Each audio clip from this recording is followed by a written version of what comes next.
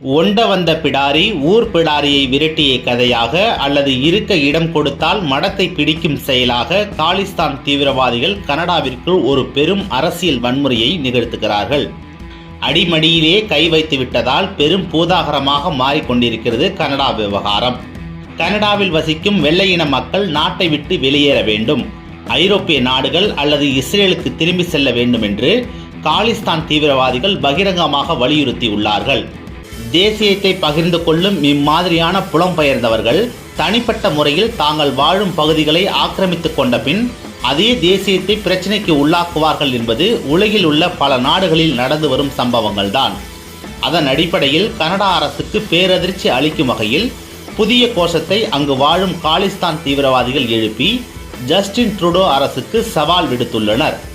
4 கோடி மக்கள் தொகை கொண்ட கனடாவில் 20 லட்சம் இந்தியர்கள் வசிக்கிறார்கள். அவர்களில் 7,71,000 பேர் சீக்கியர்கள்.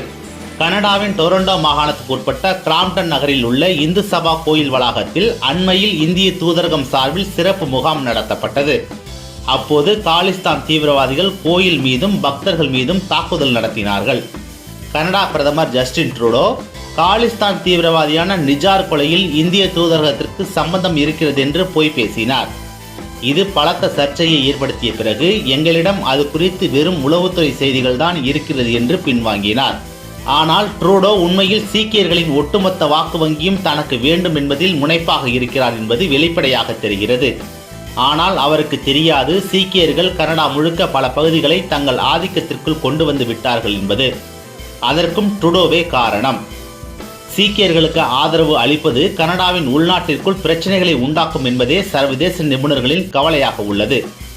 நமது வெளியுறவு கொள்கையை வரையறுக்க இவர்கள் யார் என்ற கேள்வி கனடாவில் மிக பரிதாபமாக பலராலும் எழுப்பப்படுகிறது. என்ன சொல்ல, வினை விதைத்தவன் வினை அறுப்பான். செல்லம் கொடுத்து உள்ளம் கெட்ட கதையாக தான் ஆகப்போகிறது கனடா.